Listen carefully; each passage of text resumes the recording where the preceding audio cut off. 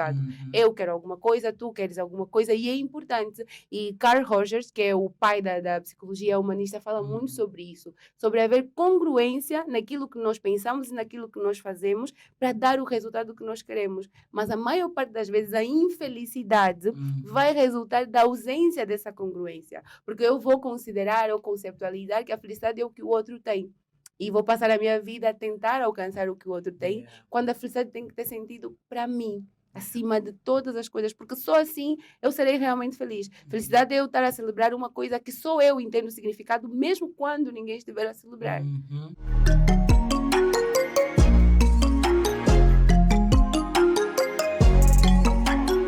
Bom dia a todos os nossos ouvintes da Rádio Morena Comercial 97.5, aquela que é a melhor rádio da nossa cidade capital. Bom dia àqueles todos que nos acompanham também através do YouTube. Bom dia, boa tarde, boa noite. Independentemente do horário que vocês estiverem a ver esse vídeo, sejam todos bem-vindos àquele que é o nosso e o vosso programa Mente Sã, Corpo São com Ana Fernandes. Dizer que já estamos em outubro, sim, outubro que é um mês que a gente fala um pouco sobre a reflexão do Outubro Rosa, sobre o câncer propriamente da mama e do colo do útero. Vamos já falar mais sobre isso. Mas antes disso, eu quero vos dizer que esse programa está a ser produzido pela empresa do Bossazinda, aquela que é a melhor empresa de designer, que cuida da nossa imagem, cuida dos vídeos, que faz flyers. Então, você que precisa da tua empresa tratar do marketing digital, essa é a melhor empresa que existe em Angola, por isso é que eles trabalham comigo. Chombela Psico, que é uma das produtoras desse programa também, está aqui disponível com os seus serviços. Vocês já sabem que temos todos os serviços da área de saúde mental, temos psicólogos, terapeutas da fala, terapeutas ocupacionais, que trabalham para si todos os dias, oferecendo o melhor serviço de qualidade em Benguela e não só, com os seus serviços para você e para a sua empresa. Bem, eu tenho um recado hoje para nós, visto que nós estamos no Outubro Rosa. Eu quero vos fazer lembrar que o Outubro Rosa traz a campanha de consciencialização com o objetivo principal de alertar as mulheres e a sociedade no seu cômputo geral sobre a importância da prevenção, do pré-diagnóstico ou diagnóstico precoce do câncer de mama, e nos últimos anos também foi acrescentado o câncer do colo do útero. Então, por favor, mulheres, nós vamos estar a falar sobre esse tema hoje, não propriamente sobre o câncer de mama, mas no seu cômputo geral. Por favor, mande essa mensagem ou mande esse vídeo para todas as mulheres, para todos os homens, no intuito mesmo de despertar, de alertar a importância dos cuidados e da prevenção de muitas doenças de cômputos gerais que precisam de ser prevenidos. Meus amores, vocês sabem que eu nunca estou sozinha, pois não? Isso. Hoje não ia ser diferente. Eu tenho uma convidada mais do que especial, vindo assim fresquinha, ela ainda está assim com pele lisa, de umas bandas que já eu vou revelar. Também é psicóloga, mas eu vou ler aqui, antes da gente começar, algo que vai trazer uma frescura para o nosso programa. E diz assim, essas palavras não são minhas, só para constar. Sempre soube que queria trabalhar na área de saúde, servir no limbo entre amenizar o sofrimento ou fazer parte do milagre. É o que sempre fez-me brilhar os olhos. Ela é licenciada em Psicologia Geral, mestre em Psicologia Clínica, tem formação de Mindset. Se eu estiver a falar errado, ela vai me corrigir depois. Uma das terapias da terceira geração, é mesmo terceira geração, que eu nem sei falar bem o nome, com forte evidência científica nos resultados.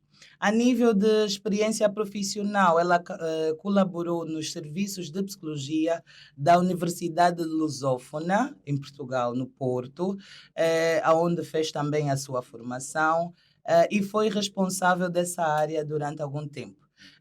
Esses atos, ela foi trabalhando como desde consultas individuais, aconselhamento psicológico, criação de conteúdo digital, organização de workshops, investigação científica, preleitora de vários cursos, gestão de dados científicos, supervisão clínica de estagiários e palestras nas escolas.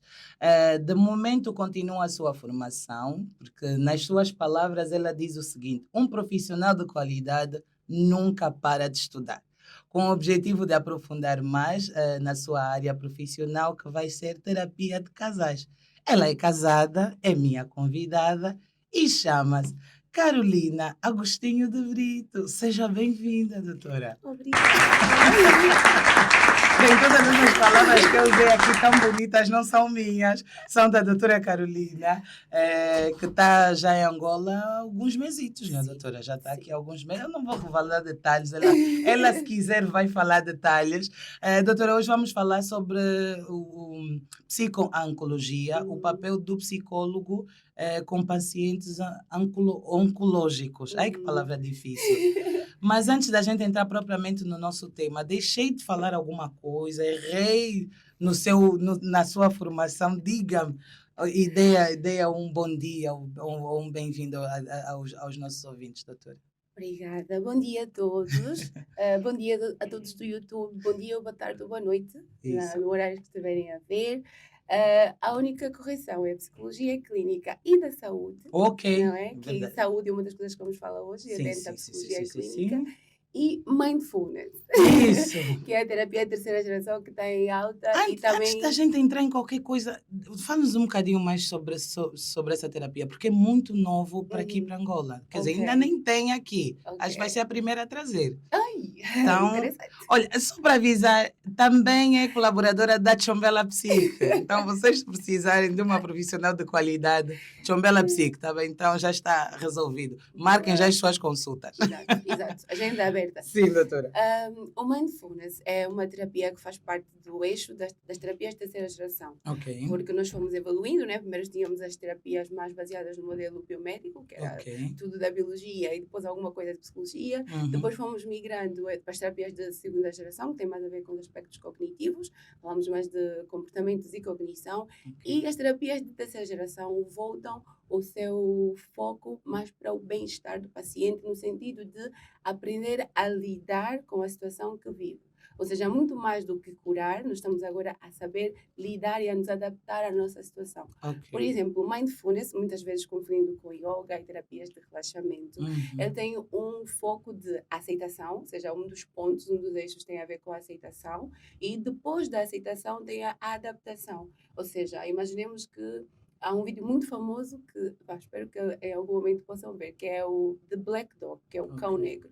E é uma criancinha que faz um texto sobre conviver com o cão negro. Ou seja, o cão, vamos dizer o cão, tirar o negro, conviver com o cão. Ou seja, o cão nunca desaparece. O cão, em primeiro lugar, está fora de nós, também a inovação das terapias de terceira geração, ou seja, eu não sou uma pessoa depressiva, eu sou uma pessoa com depressão, ok? Portanto, o cão está fora de nós e ele pode sim conviver conosco. E nós aprendermos a conviver com os nossos diagnósticos, o que de alguma forma também volta para aquilo que é a oncologia, que é o paciente aprender a conviver com a doença, porque muitas vezes o que nós temos que aceitar é que as nossas condições elas não vão desaparecer, nós temos que aprender a lidar. Portanto, daqui vem as terapias de terceira geração que estão focadas no próprio paciente, na adaptação à nova realidade de vida. Olha, já estou a propor aqui, já avisei, Chombela Psique vai lançar um curso para falarmos sobre isso. Perfeito. E psicólogos que querem aprender mais como eu, a doutora já disse, um profissional de qualidade está sempre a aprender e eu não sabia. Acabei de me atualizar e vamos falar muito mais, doutora. Quem sabe trouxemos um curso só exatamente que é para falarmos sobre isso. Mas antes de irmos de novo para o nosso tema, vamos para a pergunta que todos os meus convidados têm que ter.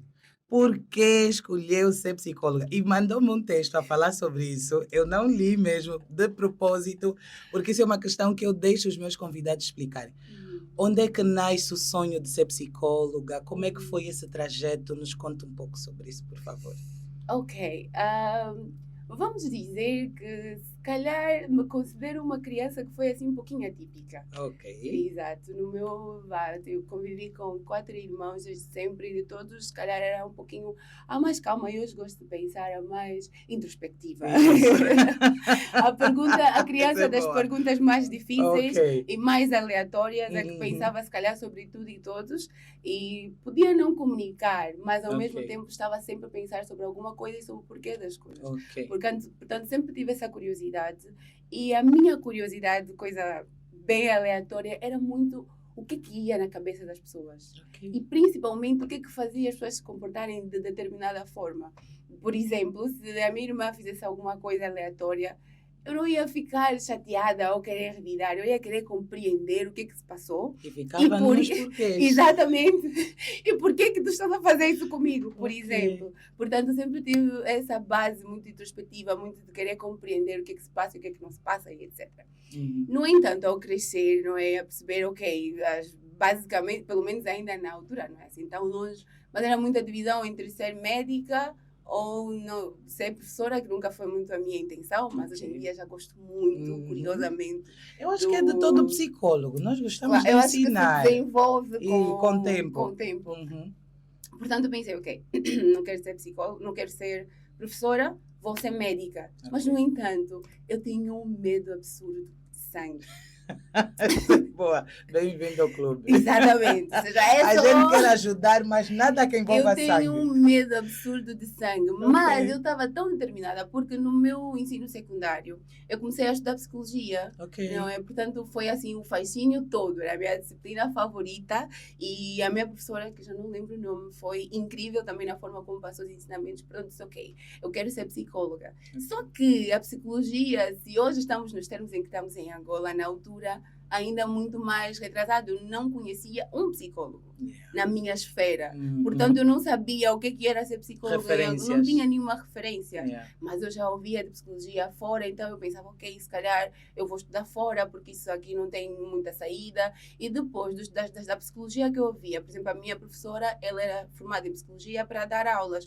Nunca conheci um psicólogo clínico na minha vida toda, o que para mim hoje é absurdo. Considerando a necessidade e a importância. Portanto, não tendo essas referências, eu pensei, se calhar eu vou ter que estudar fora.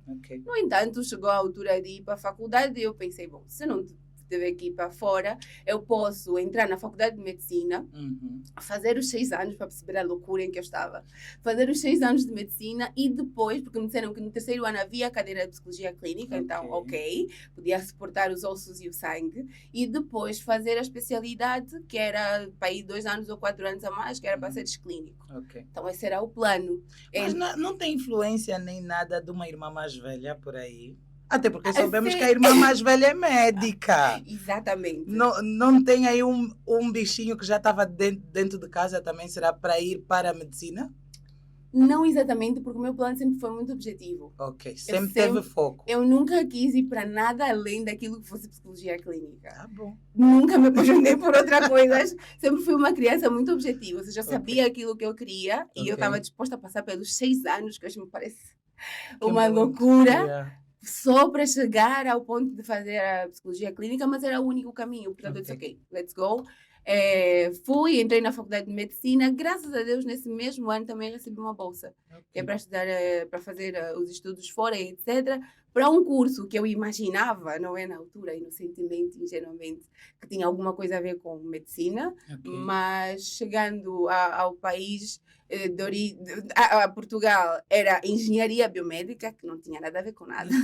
Muito longe. Muitíssimo longe. E mais uma vez aqui a desinformação a nível geral, não é? Porque as pessoas que procuram essas próprias bolsas também não se informam. Então, mas ainda assim, fomos lá, experimentei o curso. Engenharia não é de todo uma área que eu quis fazer na minha vida. No entanto, fui lá experimentar, ver o que é, o que não é.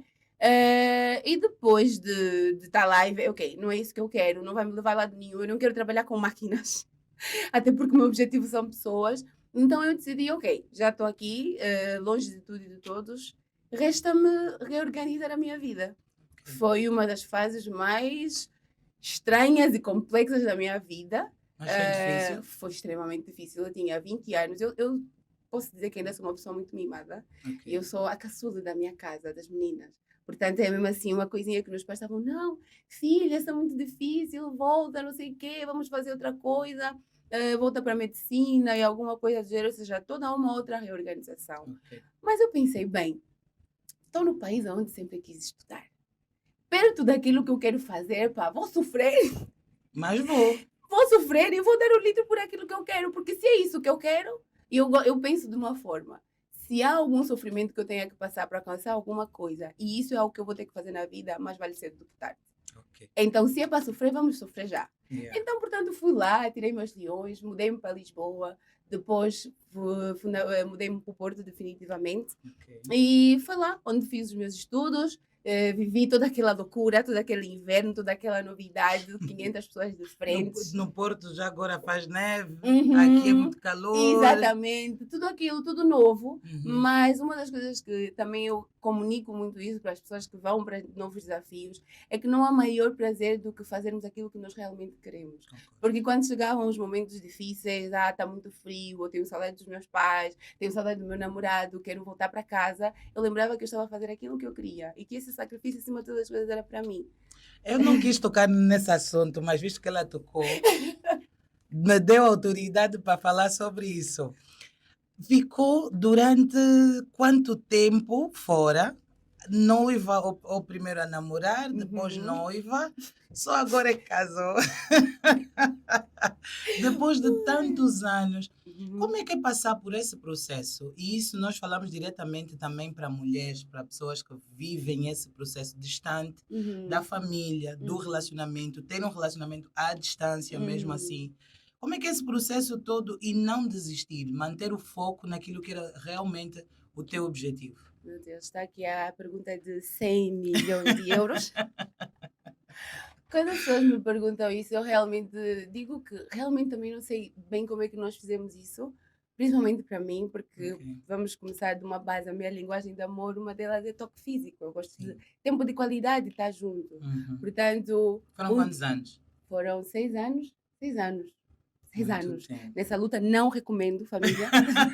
Não recomendo. Namoro à distância. Namoro, noivado à distância. Tudo à distância. Não recomendo, família. Não recomendo. Precipitante de questões psicológicas. Não. Brincadeira, mas foi assim um grande desafio.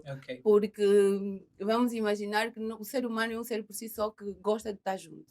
Não é? E principalmente se tu tens alguém de quem tu queres estar junto, mas não podes, o nível de carência ele é exacerbado, porque tu sabes o que é que tu queres ou não podes ter. Agora, quando tu queres estar junto e não sabes quem...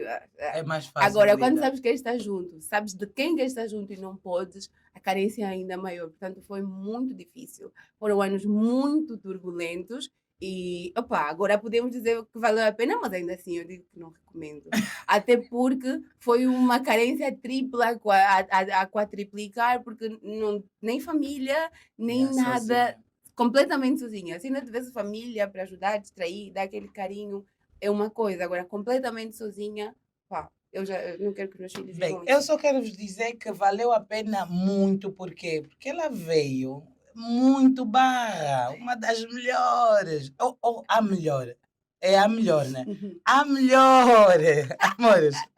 É assim, e o angolano tem essa capacidade, quando sai da bolha e vai para outro lugar, e eu tenho reparado muito isso, nós conseguimos ser sempre o destaque nas nossas áreas. E tu foste a melhor aluna da tua universidade. Mas também eu digo que não tem como.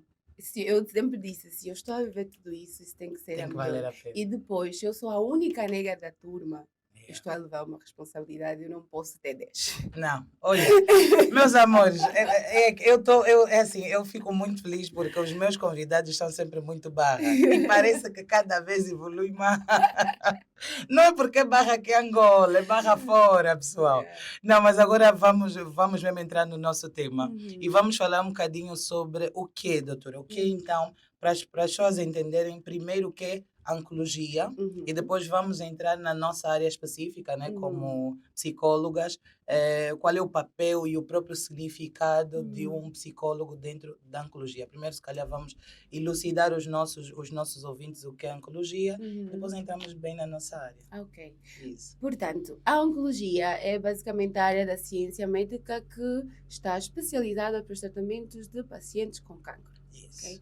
Cancro ou câncer, se alguém estiver a pensar, câncer é no português do Brasil e cancro no português de Portugal. É okay? a mesma coisa. É a mesma coisa. Então, o que é que um psicólogo faz? Até porque quando estamos a falar de câncer ou cancro, nós estamos a falar de várias patologias. Há cânceres do cérebro, do colo do útero, da mama, que agora é o mês, da próstata. O que é que um psicólogo ou um psicoterapeuta faz ou tem importância dentro dessa área, doutora? Quem somos nós aí? Quem somos nós? Essa é a pergunta que se faz e eu acho que é uma pergunta muito pertinente. E quando eu estava a pensar sobre o tema, eu realmente gosto muito de falar de como é que nós nos situamos, porque às vezes quando nós olhamos para um psicólogo, nós somos uma aba. Eu gosto de pensar assim, nós somos uma aba, nós podemos estar na área da organização, educação, saúde, nós quase como, vamos dizer, um camaleão. Estamos em todas as áreas. Em tudo que é área a gente exatamente. E alguém pode se perguntar por quê? Porque as questões emocionais, cognitivas e comportamentais são transversais a todo o ser humano, independentemente da área de profissão. Okay? E depois, quando nós falamos de pacientes oncológicos, não é? Vamos pensar num João que vive a sua vida normal, com os seus comportamentos, ia dizer banais, mas normais, com os seus comportamentos de risco ou não, e ele recebe um diagnóstico de cancro. Okay? A experiência que esse João está a viver é totalmente nova.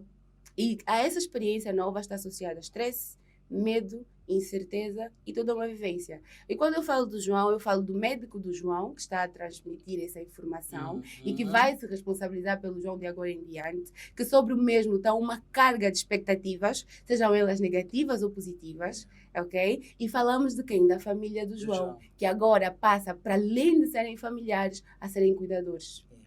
Okay? Portanto, temos aqui uma tríade que é o foco da intervenção do psico-oncologista, porque nós somos essa ponte, ok? Entre aquilo que é o tratamento oncológico e aquilo que são as questões subjetivas ao tratamento oncológico. Porque um paciente oncológico não é só a questão física, é a questão psicológica. E muitas vezes a questão psicológica tem sido uma grande barreira no próprio bom prognóstico daquele paciente. Portanto, aqui estamos nós para ajudar na gestão dessa nova realidade. E seja essa realidade com um fim para a reabilitação, que é toda uma nova vida, ou até para a terminalidade. Sim. Também é uma parte muito complicada e vamos falar mais para frente. Eu trouxe aqui uma questão que é lógico que de alguma forma é o que todo mundo se pergunta ou tenta perceber. Como é que uma pessoa com câncer é afetada psicologicamente? Como é que a mente dessa pessoa acaba funcionando logo que recebe essa notícia? E que infelizmente, eu falo pela minha realidade, vem de outra realidade que está, se calhar, até mais avançada, mas pronto, tem certos erros, mas da nossa realidade que dão a notícia como se estivessem a dizer, olha, vai comprar pão. E estão simplesmente a dizer a este paciente que ele, a partir de agora, a vida dele está completamente transformada porque tem câncer. Como é que psicologicamente um paciente começa a funcionar daí em diante? A partir dessa informação. Então, nós já falamos primeiro do estigma sobre a própria doença. Não é? Quando nós dizemos, olha, tem o diagnóstico de cancro, não é? Todo mundo pensa na morte. Vamos morrer. Porque é uma doença que está associada à morte por estigmas e preconceitos. Até porque hoje em dia, cancro já não é sinônimo de morte. Isso é uma realidade, já não é. E a maior prevenção é o diagnóstico precoce. No entanto, eu quero falar só de uma coisa, já vou passar para a pergunta, que eu acho muito importante pontuar aqui, falando sobre o diagnóstico precoce ser uma das maiores formas de prevenção, é a ausência da cultura da rotina médica. E aqui eu volto mesmo para o nosso... Quando eu estava a pensar sobre esse tema, eu pensei mesmo aqui. Porque primeiro, vamos ainda começar a criar todo um estigma com o corpo, com o toque, com não toca ali, não pega aqui, etc. E de repente todo mundo tem que começar a tocar nas mamas. E de repente ninguém sabe, ninguém ensina como fazer esse toque físico. E depois as pessoas não vão ao médico. A nossa medicina é interventiva e não preventiva. E por mais que se ensine, às vezes não há médicos disponíveis para fazer simplesmente consulta de rotina. Não. E mesmo quando está doente, ainda vai para uma casa escura antes de ir para o médico. E é bem-vindo à nossa realidade. E é ainda essa, a dificuldade acima quando que é já está quase no fim, quase é que ele vai para o médico. E assim se aumentam estas... E quando sair o laudo médico, que morreu de cancro. Mas esse cancro para matar demorou muito tempo. Teve na casa de feitiçaria, teve na igreja, nada contra a igreja ou casa de feitiçaria, whatever. Quero ser bias. Mas... A doutora disse que quer ser neutra. Mas é a nossa realidade. Mas sim, essa nossa realidade é um entrave científico e documentado naquilo que é o aumento da taxa de mortalidade, o aumento da taxa de incidência. Não é? Porque não há controle. As pessoas não vão ao médico. Portanto, aqui já tem uma grande dificuldade. Porque até tu descobrires que realmente isso é cancro e precisa de tratamento, já lá se foram muitos dados, se calhar já tem metástase no corpo e agora é só dizer o final. E às vezes já vamos ao médico só para dar o final, olha que isso vai terminar. Não é? Pronto. Mas agora, o que é que se passa então na cabeça de um paciente oncológico? Começando desde o início, não é? Começamos pelo primeiro ponto, que é a negação. Ok? A negação é a primeira fase do luto. Para tudo, exatamente, para tudo. Até porque se nós pensamos num paciente oncológico, ele está a fazer o luto da vida passada e a tentar fazer espaço para a adaptação da nova vida, porque dali vem tratamentos, quimioterapia, hospitalizações, internamentos, novos sintomas, um novo corpo, ok? Sem cabelo, sem perda de peso, toda uma nova realidade. Portanto, ele está a fazer o luto. E para ele conseguir fazer esse luto, em primeiro lugar, o paciente entra em negação. E a negação muitas vezes também vem do facto da desinformação e do preconceito. Ou seja, se eu já tenho o preconceito que eu vou morrer, então eu não quero ter essa doença. Por mais que eu realmente tenha, psicologicamente eu não tenho, então eu não vou aderir. E a adesão é um tema importante porque esse é o nosso ponto-chave de trabalho também. A adesão do paciente ao tratamento é responsabilidade do psico-oncologista, porque somos nós que levamos essa informação, somos nós que vamos conseguir explicar o que se passa, o esclarecer do que é a doença, como é que é o tratamento, quais são as opções, ajudar a tomar a decisão, esse é o nosso espaço de atuação também. Portanto, a primeira fase é a negação. Eu não sei o que é isso, eu não quero ter isso, depois de eu perceber o que é, na mesma, não tenho a decisão do que eu quero fazer com essa situação. Portanto, temos a negação, temos o medo, ok? Temos o medo associado, o medo do que já falamos, da desconfiguração, o medo associado à incerteza, que é a incerteza que nos acompanha a todos, mas agora nesse momento é uma incerteza associada a um diagnóstico, porque eu sei, e muitos de nós sabemos, que às vezes passamos por todo o tratamento e há uma remissão. Sim. Volta a acontecer, ou vai ter uma metástase, ou vai acontecer qualquer outra coisa, ou às vezes em meio ao tratamento oncológico, por uma outra doença a pessoa chega a falecer. Portanto, temos negação, temos a incerteza daquilo que vem pela frente, temos também, muitas das vezes, se calhar não se fala muito sobre isso, mas temos culpa.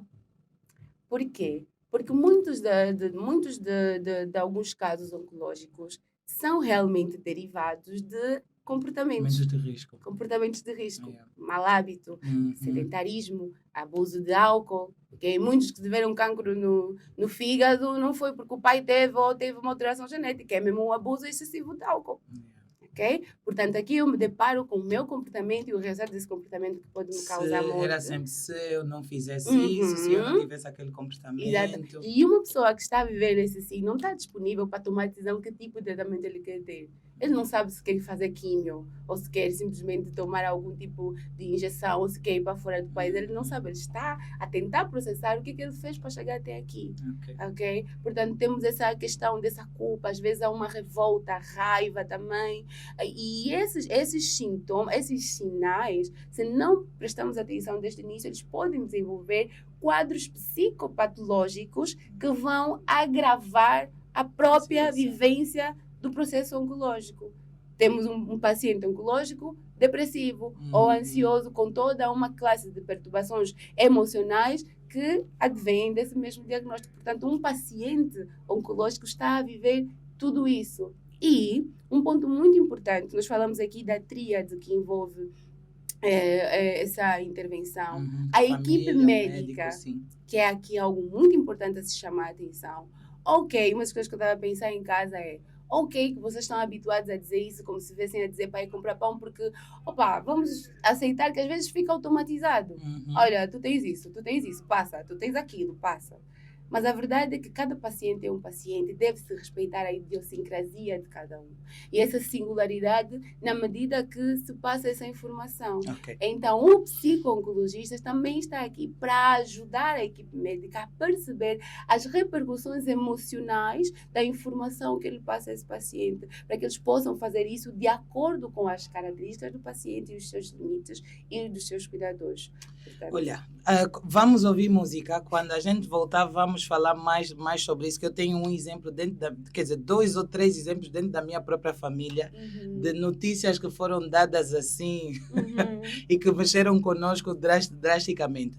Mas eu vou deixar aqui já uma questão antes dessa, que fala sobre o seguinte.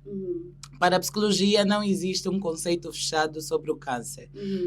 O que existe, na verdade, é uma representação de cada um construir na construção da doença. Okay. Então, existe uma pessoa que está enfrentando o diagnóstico. Okay. Como a doutora disse no início, alguns teóricos afirmam que existe doente e não existe doença.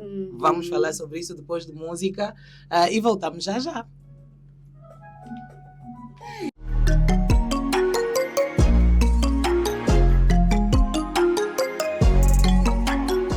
Com a doutora Carolina, ela que está aqui a nos brindar com bastante conhecimento. Eu estou a aprender, eu estou a sentar com uma colega para me dar aula. E estou muito feliz, doutora, seja mesmo bem-vinda ao nosso programa e que volte mais vezes, doutora, por favor.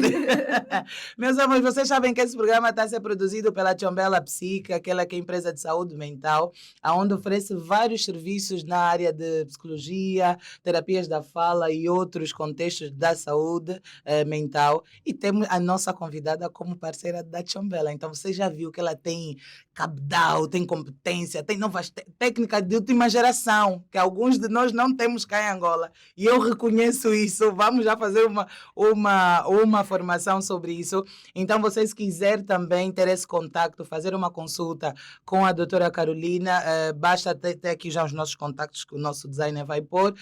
Para aqueles que estão a acompanhar pela Rádio Morena, podem ligar para o contacto 947 15 28 15, 947 15 28 15 e mandar as suas mensagens. Eu estou sempre a vos dizer, deixem as vossas mensagens, deixem as vossas recomendações, principalmente no YouTube, para que nós possamos então ler, dar o nosso feedback. E se você ou algum familiar seu precisar de ajuda, nós estamos aqui disponíveis para poder ajudar. Rádio Morena Comercial é a rádio que está a fazer a produção massiva desse programa, e vocês sabem que eu estou com a melhor rádio capital. Sobre isso, Benguela é a banda, meus amores.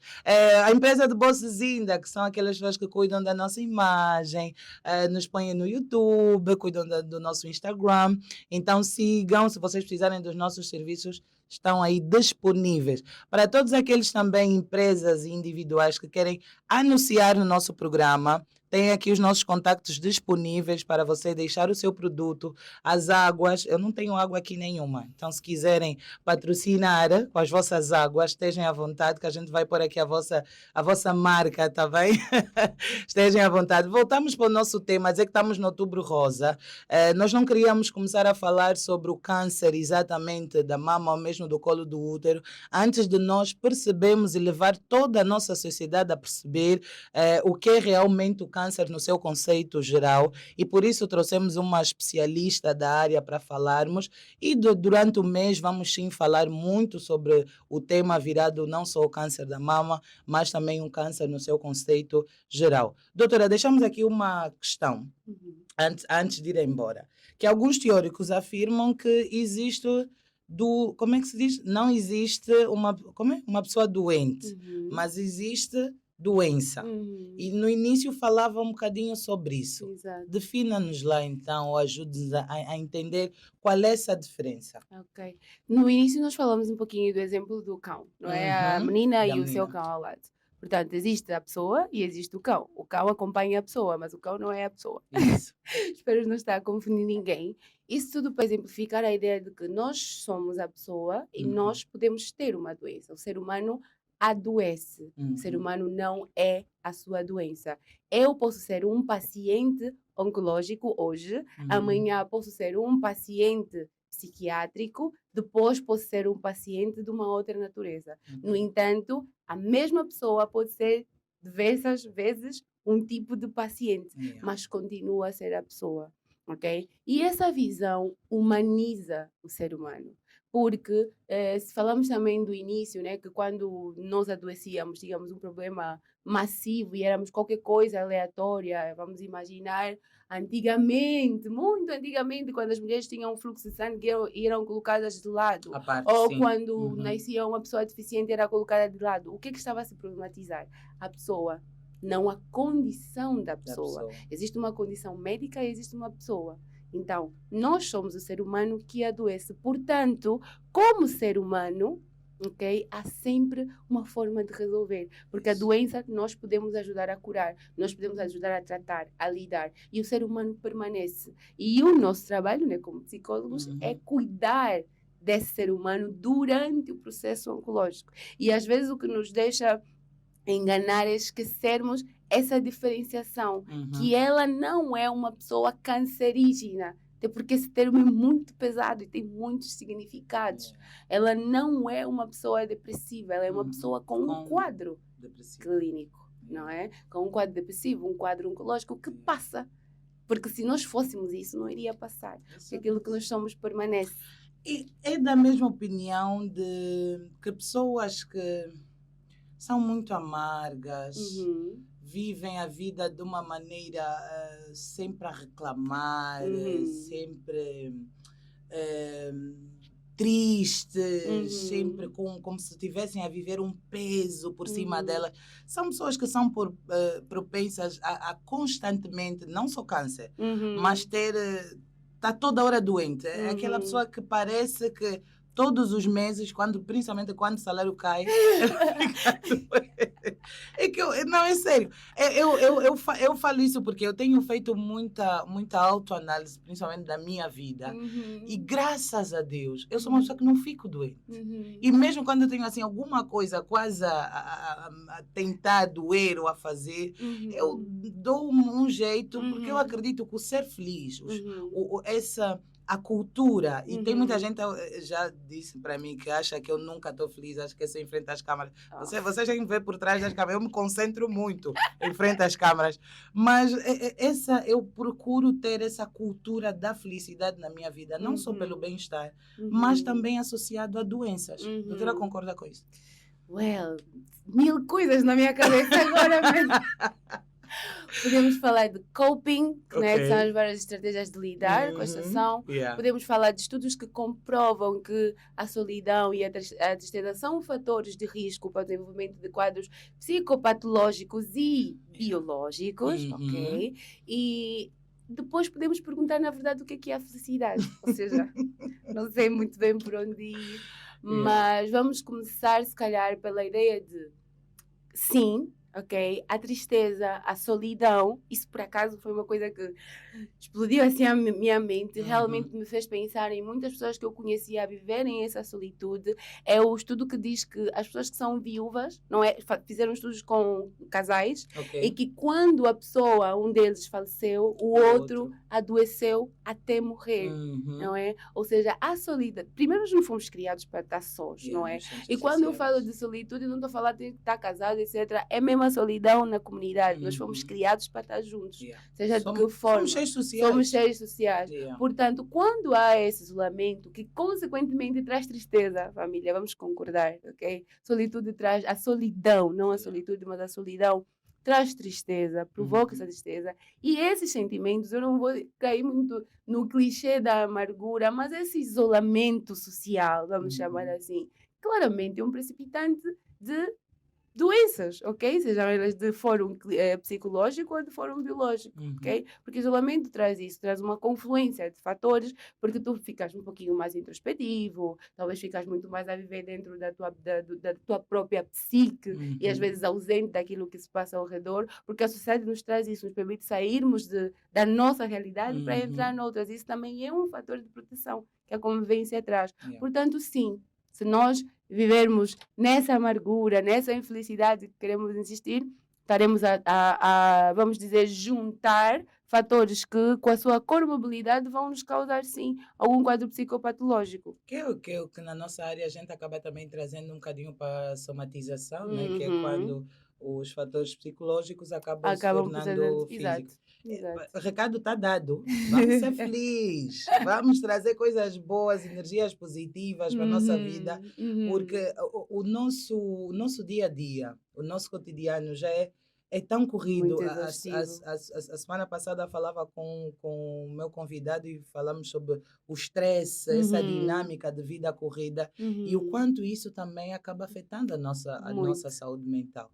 Mas levando de novo no nosso tema, que eu viajo assim, eu vou... Já sabem que eu sou a guia de saúde mental, eu sou só a guia.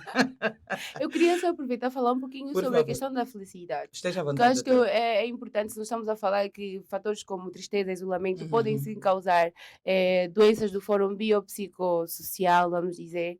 Mas quando falamos então, vamos ser felizes, é importante que cada um realmente perceba o que é a felicidade para si, ok? Porque a felicidade para mim pode ser estar num outro país a estudar ou a investigar, qualquer outra coisa. A felicidade para ti pode ser estar em tua casa, a cuidar da tua família, pode ser trabalhar numa outra coisa. Portanto, é importante, e isso também com a ajuda de um profissional, de um psicólogo, ok? Vai ajudar a fazer isso, a definir o que é para ti, porque as coisas têm que ter significados para nós, porque nós somos seres idiosincráticos. Portanto, cada um tem o seu significado.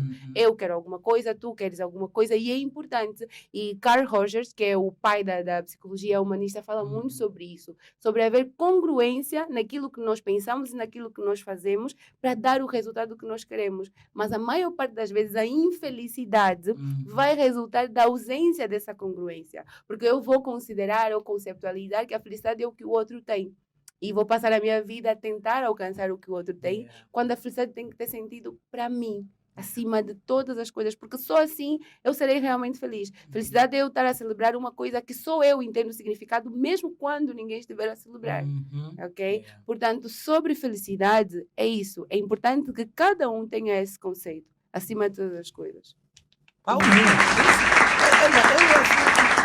Vocês quando saírem do ar, eu continuo aqui a ter essa aula com a minha doutora. Eu concordo plenamente, porque eu falo muito e ensino muito também sobre o propósito, porque é sobre isso que a doutora acabou de dizer, né? Nós todos precisamos de entender para quê, o que nós estamos cá a fazer. E cada um de nós tem um propósito. E viver a vida, acompanhar o que os outros fazem, o que os outros querem, traz um outro tema, que podíamos falar sobre os problemas das redes sociais, a influência do querer tudo que o outro tem, as pessoas acharem que porque o outro tem carro, obrigatoriamente eu tenho que ter carro, porque o outro tem casa. Às vezes você nasceu, não é para ter carro, nem todo mundo nasceu para ter carro, vamos poluir. Estou a brincar. Que se você quiser ter carro, pode sim ter carro, se é o que vai te fazer feliz. Doutora, doentes ou pessoas, agora já corrigindo o nosso português, que estão a passar por câncer, acha que dentro da família também ainda temos o problema da aceitação, do preconceito que já disse, e da própria rejeição? Como é que nós estamos em termos de doentes, família, o próprio contexto social? É como se agora pessoas com câncer fossem pessoas que antigamente, por exemplo, tivessem lepra. É como se a gente colocasse de parte, que a pessoa ficou inválida. Por que nós estamos a ter essa mentalidade ainda retrógrada? Porque a gente primeiro erra, para depois perceber que temos que mudar de comportamento. Como é que a gente enquadra isso? Nessa tríade, nós já falamos do paciente, da equipa médica e da família, que é extremamente importante, principalmente porque a família reflete o paciente. o nível de negação, de rejeição, os preconceitos que esse paciente apresenta, a maior parte das vezes advém daquilo que é o ambiente. Não é porque ele aprendeu lá, não é? Foi o que ele aprendeu. No entanto, sobre família, eu acho que acredito que, e de acordo também com o que está escrito, tem os dois polos. Tem o polo daquela família que se torna extremamente naquela vinculação ansiosa, do género, tu agora és um ovo, não podes ir para lado nenhum, e temos que cuidar de ti, e temos que dar água na palhinha, e etc, etc. E depois tem aquele polo que, se calhar, às vezes reflete também um pouquinho o paciente de que nós não queremos saber, não é? Principalmente se essa doença oncológica advir de comportamentos de risco. Não é? Tu bebeste demasiado, agora estás doente, a responsabilidade é tua. Porque temos esses dois polos. Nenhum dos polos são saudáveis, ok? Porque um paciente oncológico, ele não é uma pessoa incapaz, vamos assim dizer. É uma pessoa que está doente e vai ultrapassar essa doença em algum momento, seja ela qual for o fim, a reabilitação ou a terminalidade. Mas continua a ser uma pessoa com alguma competência que precisa de apoio.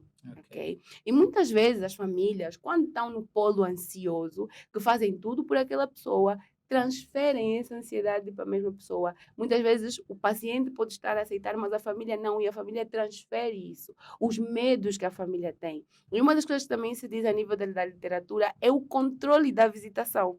Não é? Do gênero, como é que isso pode fazer bem ao próprio paciente? Ou abafam, ou exatamente. Demais.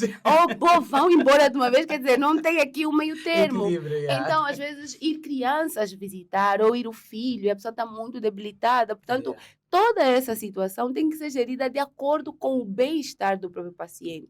Mas a família, que é um ponto muito fundamental. Por quê? Porque quando esse paciente tiver alta, esse paciente volta para onde? Para a família. Portanto, como psico-oncologistas, o nosso trabalho é formar essa família, informar essa família, ok? Para eles perceberem que aquilo que eles vivem também a níveis emocionais influencia diretamente esse paciente. Porque eu posso até estar a cuidar de ti, mas eu não tenho esperança de que tu vais ficar bom, isso nota-se. Se eu não aceito, exatamente, se eu sou preconceituosa, isso nota-se, a pessoa sente. Ok? Se eu estou à espera simplesmente que tu morras, isso nota-se. Ok? Se eu estou a cuidar de ti o suficiente, porque eu sei que também, porque tem isso, né? Eu vou cuidar de ti muito porque eu já sei que vais morrer, também notas. Portanto, como familiares, como cuidadores, porque é diferente nós sermos familiares e é muito diferente nós sermos cuidadores. Sim. Como família, nós não estamos automatizados para cuidar nesse nível. Nós estamos automatizados para dar comida, roupa, etc. Mas não estamos automatizados para fazer pensos ou para ajudar na caminhada. E isso é uma cultura que nós não temos cá. Exatamente. Nós pegamos um primo que não trabalha ou pegamos numa prima que veio de não sei aonde e pusemos simplesmente a cuidar daquela pessoa sem formação nenhuma. Exato. E eu já vi casos ou de maus tratos ou de mostrar, tipo, eu estou cansada de cuidar de ti. Quer dizer, ele olha para o paciente como se fosse um fardo. Tá aí a palavra certa, doutora. Isso não tem como. E isso claramente influencia o psicológico desse mesmo paciente. Porque até eles podem estar a recuperar a nível biológico, mas a decair a nível psicológico, ou seja, cada vez mais deprimido. Porque o paciente sente. Até para a equipe médica, ele sente às vezes que é um fardo. Ok? E tem também as suas próprias questões psicológicas. Portanto, como familiares, e que por isso é que há formação para cuidadores. Sim. Quando um familiar se torna cuidador, precisa de informação. Porque ele não está automatizado para ser isso. Por exemplo, eu me tornar cuidadora do meu marido não é algo que é normalizado, não é o que se espera. Ok? Portanto, eu preciso aprender de acordo com as novas, né, a nova realidade do meu marido, para eu saber como ajudar. Porque às vezes mesmo no como ajudar eu posso estar a atrapalhar. Portanto, nesse eixo tem essa. E depois tem a questão do abandono, não é? Que há familiares que acham que se calhar tu não mereces, se calhar tu trouxeste isso para ti. Talvez em termos mais retrógrados acham que pode ser contagioso. Ou às vezes... Temos isso aqui. Um ponto também muito fundamental tem a ver com a questão não vou dizer espiritualidade, mas é qual é o termo? Crenças? São as crenças, mas superstição. Ok. Do gênero, tu fizeste alguma coisa e agora não sei o quê, ou o demônio dá não sei quantas, e isso não é uma causa. O tio fulano está a te bruxar, então como o tio fulano está a te bruxar, eu não posso estar ao teu lado. E abandonam o paciente. não é? Que está a viver tudo isso abandonado porque supostamente é bruxaria, não é? E como é bruxaria, ele não tem direito de ter apoio. Bem, meus amores, vocês têm que saber que nós estamos numa realidade, nós falamos sobre a nossa realidade. Nós estamos em Angola, para quem nos vê de fora ou de um outro país, e a nossa realidade, infelizmente, tem essas abordagens que nós temos que trazer para aqui, porque o nosso maior objetivo é falar sobre isso. Nós também, para terminar, doutora, queria que a gente falasse um pouco sobre como ajudar psicologicamente pessoas que estão a viver essa situação. E também levar um bocadinho para a parte médica. Como dar os diagnósticos. Eu nem dei aqui o exemplo mais da minha família, deixo para uma outra situação, mas como dar o diagnóstico. Os nossos hospitais, as nossas clínicas, percebemos mais e levamos mais equipas, psicólogos para serem esses guias, então, de dar a notícia. Doutora, nos termine assim falando um bocadinho sobre o apoio próprio psicológico e também sobre essa equipa multidisciplinar que precisamos de ter à nossa volta. Era exatamente esse termo, uma equipa multidisciplinar, ok? Porque nós, quando pensamos em doenças do fórum maioritariamente biológico, pensamos, ok, precisamos de um médico, precisamos de um oncologista, ponto final. Mas às vezes esquecemos que esse mesmo oncologista precisa de um psicólogo. Porque muitas das vezes ele aprendeu como é que a doença funciona e como ajudar no tratamento, mas ele não aprendeu a como comunicar isso. Porque não estamos a falar sobre beber água, estamos a falar sobre uma nova realidade para uma pessoa, ok? Que tem toda uma vida e que vai parar toda uma vida para hospitalizações, tratamentos, quimioterapias e etc. Portanto, essa equipe multidisciplinar precisa de formação. Precisa de formação como psicólogo. E às vezes aqui vem um pouquinho da guerra médicos e psicólogos, nós não precisamos realmente disso. Nós precisamos de interajuda. Porque existem coisas a nível biológico que eu realmente não vou perceber, preciso estudar ainda mais. Tal como existem coisas a nível psicológico que eles também não vão perceber. Uma cadeira de psicologia clínica no 3º ano não é equivalente a uma formação de muitos anos. Portanto, não vamos confundir as coisas, então um pouco lutar contra isso. Nós precisamos trabalhar em conjunto para o bem-estar do paciente, ok? Porque é na psicologia que nós vamos aprender sobre o impacto dessa informação, sobre como transmitir essa informação. Me pergunta, como é que então vamos transmitir essa informação? O paciente precisa estar num ambiente confortável, o paciente precisa estar sentado, ok? E o paciente precisa ser familiarizado com aquilo que ele vai viver. Não é uma questão de dizer, olha, tens cancro do útero, filha, e a vida agora vai andar para trás. Não é isso. É uma questão de saber informar, porque muitas vezes a pessoa nem sabe o que é. Sim. Muitas vezes ela nem sabe o que é. Portanto, é uma questão de, mais do que dar o diagnóstico, é familiarizar o paciente com a nova realidade que se aproxima. O que é? Trazer estatística. Eu gosto muito de trabalhar com estatística. Olha, de acordo com a estatística, acontece isso. Os tipos de tratamento que nós temos são esses. Depois vai ter que pensar para fazer o processo de tomada de decisão sobre que tipo de tratamento pode ter, de acordo com o quadro de saúde que já tem posterior. Ou seja, anterior, pode fazer esse tipo de tratamento, porque também tem isso, há tratamentos que não é para todo mundo. O que pode acontecer depois? Olha, pode ter consequências como perda de cabelo, pode nunca vir a ter filhos, são muitas coisas para processar. Não é simplesmente dizer, olha, tem cancro no útero.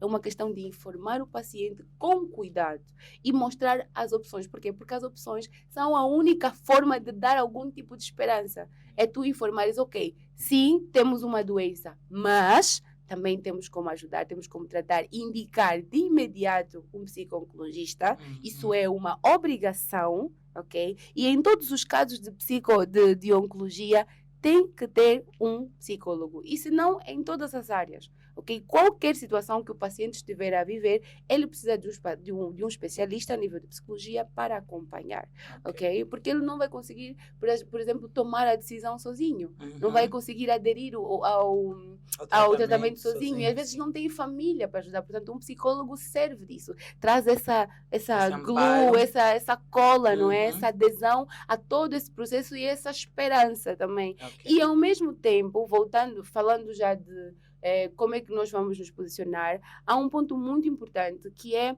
a necessidade de escuta do próprio paciente, sem julgamento, sem interpretações prévias, considerando sempre as crenças que ele tem. Podem ser crenças negativas que tem sobre a vivência do próprio, da própria doença oncológica, que muitas vezes são essas crenças, ok, que nós trabalhamos em psicologia, que impedem o vincar do próprio tratamento. Sim, conforme a gente falou aqui durante o programa Exatamente. todo. Portanto, o psico-oncologista está nesse fórum para ajudar na necessidade de escuta, para ajudar na compreensão de fatores intrínsecos do indivíduo, sejam eles emocionais, sejam eles cognitivos, o que é que ele sabe, o que é que ele crê, o que é que ele espera. É importante trabalhar isso, os medos que ele tem. É importante falar sobre como funciona o processo de adoecer, que a pessoa não sabe. Ninguém tem que saber isso, como é que funciona o tratamento.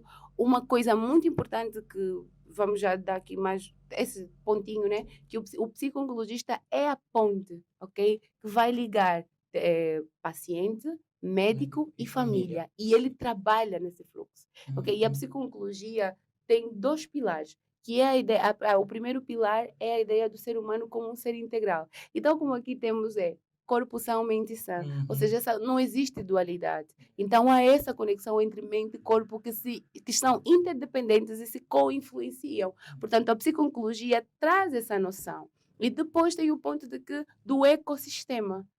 Diferente de outras áreas de especialização, o ecossistema em psico-oncologia é muito importante, principalmente porque esses familiares se tornam os cuidadores. Então, temos que tratar desses também. Doutora, reta final, seus recados, suas recomendações, seus beijinhos. Porque já estamos no fim. Ok, na reta final, primeiro, muito obrigada. Fiquei muito contente de vir. Estava assim um pouquinho mais nervosa.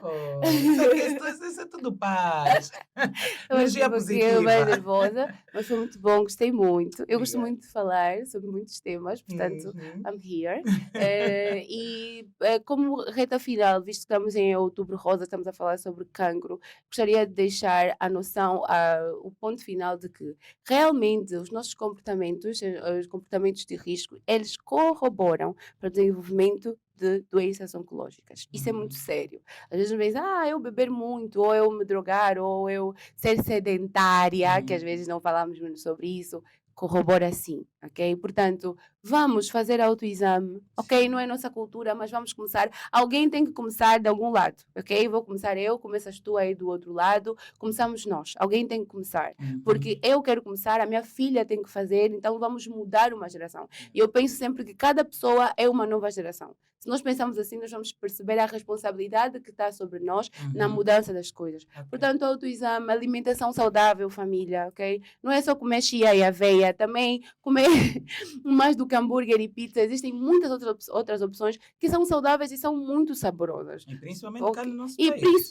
E eu digo isso, principalmente aqui, família. Nós lá estamos mesmo todos já na porta do cancro quase. Mas aqui nós temos hortaliças à torta e direita e totalmente naturais. Portanto, vamos aproveitar isso, porque eu digo sempre isso aos meus familiares, isso é um privilégio. Quando eu estou a comer o lombi, eu digo que isso é um privilégio, ok? Aqui acham-se que comer bem é comer KFC. Pois, isso é um privilégio mesmo. Portanto, comer saudável, fazer exercícios, cuidar de si e, acima de todas as coisas, se precisar de alguma ajuda, se estiver no processo de sintomas, e às vezes há pessoas que têm sintomas e têm dúvidas, procure sempre um profissional. Não fique na dúvida, porque estamos aqui para ajudar. Os beijinhos? Beijinhos para... Eu posso mandar beijinho para Deus? Mas tem que ser mesmo rápido. Bem rápido, né? Quero claramente agradecer a Deus, porque claramente sem Ele nada disso é possível. Agradecer ao meu querido e lindo maridinho.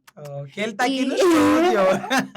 E também a minha família, os meus pais, os meus irmãos e amigos. Um beijinho a todos e muito obrigada, doutora Ana, mais uma vez. Obrigada a nós. Meus amores, nós estamos na reta final. Foi um prazer enorme ter essa boneca aqui ao meu lado, muito inteligente, aqui a nos passar todo o saber e com muita alegria, muita boa disposição. É sobre isso, doutora. É sobre energias. Meus amores, muito obrigada pela vossa sintonia, para aqueles que nos ouvem pela Rádio Morena Comercial. Obrigada a vocês que nos acompanham pelo YouTube. Vocês sabem que estamos de volta próxima quarta-feira. indiscutivelmente nós estamos aqui. Então fica aqui o meu recado final. Seguem as nossas redes sociais, deixa o teu like, subscreve no canal, deixa a tua mensagem e compartilha esse vídeo para todo mundo, que nós precisamos de nos prevenir e fazer todos esses recados aqui que a doutora teve aqui a nos dizer. Para quem está a passar por algum momento mais duro, difícil, que esteja mesmo a passar por alguma situação de câncer, nós vamos deixar aqui a nossa frase do dia, que foi especificamente escolhida para você. Espero que acalente o seu coração, espero que traga energia positiva, bom humor e boa disposição para aquilo que é o nosso maior objetivo, ser feliz e vos fazer feliz também. Você é incrivelmente forte e quero que saiba disso de todo o meu coração. Compreendo que este momento esteja cheio de medo, confusão, angústia, mas quero que carregue consigo a certeza que a sua determinação diante desse desafio é inspiradora. Mesmo que o diagnóstico seja difícil, lembre-se sempre de que a esperança é a arma mais poderosa que você possui. A cada dia você dá passos firmes em direção à superação. Saiba que você não está só. Juntos com amor, apoio, fé, vamos vencer essa batalha. Mas lembre-se do nosso combinado. Ser feliz.